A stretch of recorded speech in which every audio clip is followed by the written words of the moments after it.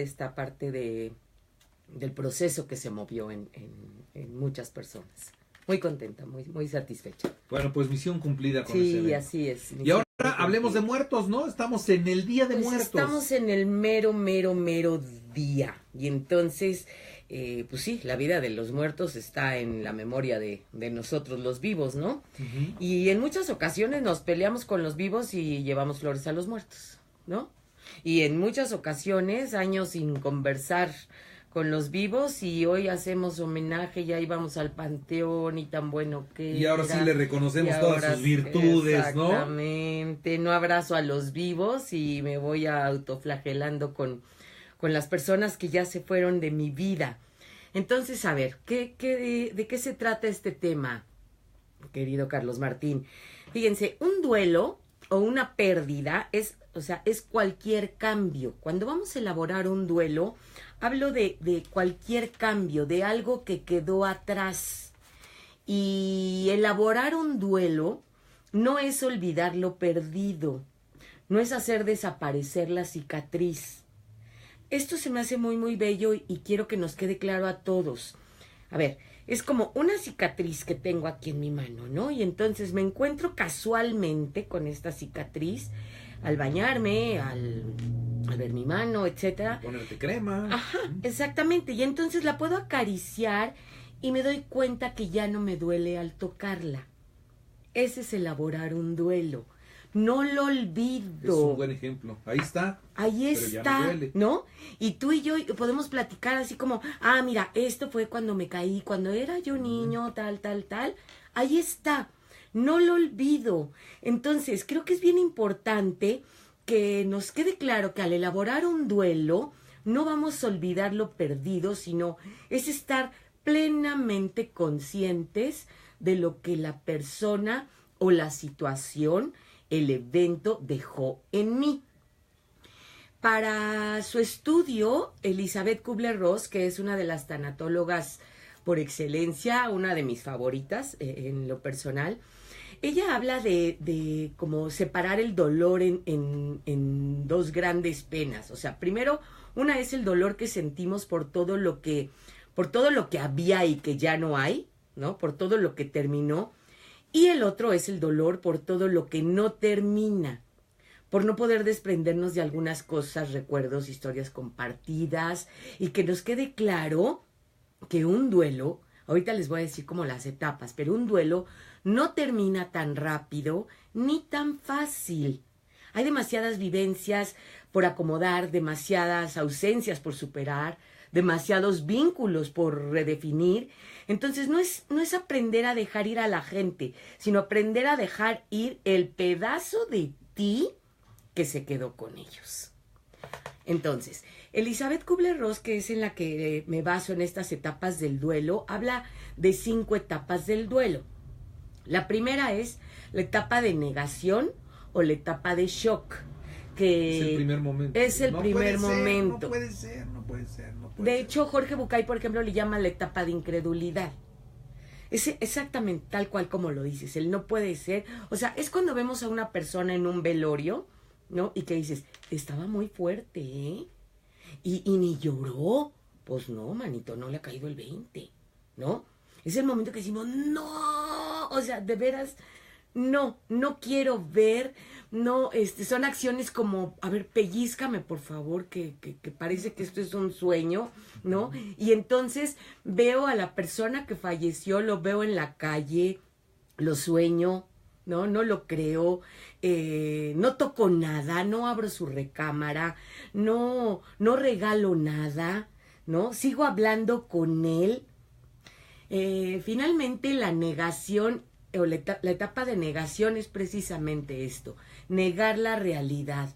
Y es como el colchoncito, Carlos. O sea, es el colchoncito que necesitamos, ¿sí? O sea, nos va permitiendo así como aplazar el dolor a que no, va a regresar, todavía lo siento, todavía lo vivo. Por eso no toco su ropa. Y hay que respetar, ¿sí? Ma, ya abre el cuarto de mi papá o su closet, ya saca su ropa. No, Por supuesto que no. Esto que hacemos muchas veces los hijos con nuestros adultos mayores de se muere uno de los dos y ya, cambio de casa y entonces le vendo la casa. No, es terrible porque todavía ni he caído en cuenta cuando ya me estás desprendiendo de todo esto. Entonces requiere de un buen rato para que, como decimos vulgarmente, para que me caiga el 20. Y en esta caída de 20 es precisamente puedo decir, ok, ya no está. Segunda etapa. La segunda etapa es la etapa de la ira, que Jorge Bucay le llama la etapa de la regresión. Y en esta etapa de la ira es como toda la rabia, todo el resentimiento que surgen, pues obviamente son fruto de la frustración que produce saber... ¿Por qué me dejaste? Exactamente. ¿Por qué estoy sola ahora? ¿Por qué estoy solo? ¿Por qué me haces esto? ¿No? Así es. Y que no puedo hacer nada para revertir o para arreglar esta situación. Y entonces ante ello me enojo con la persona que falleció, sí. Que uno podría decir, ¿cómo es posible que te enojes con él o con ella? Pues sí, estoy enojado con la persona que se fue, estoy enojado con los doctores, estoy enojado con Dios, estoy enojado con quien se me ponga enfrente. Y aquí surgen preguntas o frases como, ¿por qué yo? ¿Por qué a mí? ¿No es justo? ¿Por qué se van los buenos? ¿Por qué no se murió este imbécil que... El Chapo. Ándale, ¿no? O sea, gente que hace daño y por qué se lleva gente buena. Y entonces, claro que tocamos con una incredulidad y con duda desde nuestras creencias religiosas es ni me menciones a Dios. Entonces, imagínate en un duelo cuando le digo a una persona, Dios así lo quiso. Dios quería un angelito. Dios lo necesitaba. Por favor, no hagamos esos comentarios. No nos sirve de nada, ¿sí? Él está en mejor lugar. Pues que coman caca, por favor. O sea, ¿cómo que está en mejor lugar? Sí, el mejor lugar es aquí conmigo. Claro. No es posible que ese sea un mejor lugar o quería un angelito, pues que se vaya a la iglesia a ver a los querubines que están ahí. No, por favor, no. Y el ver a una persona enojada, hay que respetar esto y hay que dejar que salga precisamente este enojo. Tercera etapa, la etapa de la negociación o la etapa de la culpa. Que esta etapa es muy corta porque de alguna manera nos ofrece la fantasía de estar en control de la situación. Si la persona no ha fallecido, es todas las promesas que hacemos, ¿no? Si me lo mantienes a mi enfermito hasta que cargue los peregrinos, te prometo ponerme a dieta, te prometo dejar de fumar, te prometo dejar de tomar, te prometo ir a la basílica hincado, te prometo hacer mil cosas, ¿no? Y entonces intentamos como negociar con entidades divinas o sobrenaturales para hacer que la muerte no sea tan dolorosa, ¿no? Y aquí en esta etapa, Carlos Martín, nos surge la pregunta cuando la persona ya murió es, ¿qué hubiera sucedido si no hubiera ido a ese viaje, si no hubiera tomado, si no hubiera manejado? Exacto, si yo si lo hubiera hubiese quedado atendido, en casa. Yo tengo la culpa porque no puse atención. Bueno, obviamente ante un suicidio esto es, imagínate esta etapa, ¿no? Porque entonces asumo totalmente la culpa de cómo no me di cuenta.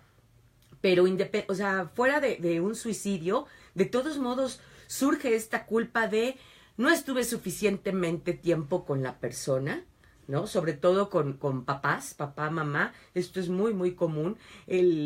No le di lo que debía haberle dado y me puedo quedar con mucho dolor, con mucha sensación de impotencia y con mucho sentimiento de culpa de todo lo que no hice. Nunca va a ser suficiente, ¿no? Cuando la persona se va. Cuarta etapa. La cuarta etapa es la etapa de la depresión o la etapa de la tristeza. Esta etapa es, fíjate, digo, sé que no les va a gustar lo que voy a decir, pero así es. Es una etapa hermosa en cuestión del duelo, pero hermosa en cuanto a que verdaderamente tocó el dolor. Por eso sé que no les va a gustar, porque es el momento de tocar con toda mi impotencia, con toda mi tristeza, y ahora sí, a llorar se ha dicho. Es el momento de dejar de fantasear con todas las realidades paralelas y entonces regreso al presente. Este es mi presente con una profunda sensación de vacío, de tristeza, y entonces es el reconocimiento que se ha ido y empiezo a vivir la realidad por la ausencia y por la melancolía. Y aquí con la pregunta que toco, las frases que surgen es, ¿ya para qué vivo? ¿No? Y es el momento de llorar y llorar y llorar. Por favor, familiares, no se vale que le digamos a una persona que está en este momento de tristeza, tus lágrimas no lo dejan descansar, ¿no? Porque, o sea, yo no sé si, y por supuesto que descansan, digo, no ha venido nadie a decírmelo, pero no tiene que ver por el hecho de que yo llore, que la persona no descanse, ¿no? Es, independientemente de ello, es lo extraño y con todo mi egoísmo, o sea, atendiendo mis necesidades, a llorar se ha dicho, me duelo y no quiero estar con nadie. Ni lo lleves de compras, ni le des de tragar, ni le des de tomar. O sea, es toda la impotencia de no quiero nada. ¿Ok? Y tocar verdaderamente con esta tristeza y a llorar se ha dicho. Tenemos la falsa idea de que si lloro, entonces voy a caer en depresión, y es totalmente al revés. Una persona que no se deja llegar a esta cuarta etapa por el miedo de caer en depresión, precisamente cae en depresión porque no ha llorado. Entonces queda como la ira contenida, la tristeza contenida, y no acabo de cerrar el duelo. Y la quinta etapa, la etapa de la aceptación o del asentimiento, a mí me encanta esta palabra para esta etapa, la etapa de la sublimación, y es el momento en que ya aprendo a seguir viviendo en este mundo sin la persona, ¿no? Ok, ya no está, y entonces puedo hablar hasta mal de mi fallecido, porque en las anteriores, no hombre, siempre digo, no hay muerto malo ni novia fea, ¿no? Que yo he encontrado una que otra novia fea, pero el muerto malo en esta etapa es decir, no, sí se enojaba, sí era un hijo de su chilindrosa mosca, ¿no? Y también le reconozco todas sus virtudes, pero si todavía estoy en esta etapa de tan bueno que era, no hombre, es un santo, y voltea el hijo, la hija y dice, ma, así santo, mi papá no era. Entonces es poder reconocer y establecer una relación distinta con la persona fallecida. Entonces empiezo a decir, todo va a estar bien. A mí me gusta mucho cómo Jorge Bucay a esta etapa le llama la etapa de la fecundidad, que es como encontrar el para qué de esta pérdida, que no está fácil, que no está padre, ¿no? O sea, no me digas que voy a encontrar un para qué que se haya muerto mi hijo, mi hermano, no está fácil. No. Pero en el para qué es darme cuenta, gracias a la muerte se unieron más mi esposo y mi hija. ¿Me explicó? Gracias a que pasó esto, yo me puse a trabajar, y entonces, no quiere decir que lo deseo, no quiere decir que lo disfruto. Sin embargo, le voy encontrando un sentido a mi vida y un sentido al dolor. Muy bien, pues Rocío González, creo que esto no se acaba todavía. Esto ¿verdad? No se acaba. Yo creo que es importante que hablemos, si les parece, la próxima semana, que platiquemos como de tipos de duelo, ¿no? Porque en muchas ocasiones es cuánto tiene que durar, dependiendo el tipo de muerte. Y además los duelos no nada más son por muerte, también se viven otros duelos, por muerte, ¿no? Por supuesto. O sea, el hecho de que tu hijo y mi hijo estén fuera del país es un duelo, y nos duele, y lo procesamos. Hay un duelo cuando se te casa un hijo. Por supuesto. Bueno, hay un duelo del bambineto a la cuna, de la cuna a la cama, de la cama al kinder, del kinder a la primaria, de la primaria a la secundaria, así, en cuestión de los hijos, ¿no? Hay un duelo en la relación de pareja de cuando iniciamos solos, cuando vienen los hijos, cuando se van los hijos, cuando vivimos el nido vacío, y es una serie de etapas o vivencias. Hay un duelo laboral en el que llegas y no, hombre, somos amigos todos y TQM, porfa, never change, y ya me quiero largar de aquí, y hay un duelo. Hay un duelo en todas las áreas de nuestra vida. Entonces hay que saberlos trabajar. Vamos a hablar de todos los tipos de duelo, de los tipos de muerte y qué sí hacer y qué no hacer ante ellos. ¿Les Muy bien, parece? Pues la próxima semana entonces. Encantadísima. Gracias, Rocío. Gracias a ustedes. Que estés bien. Un placer.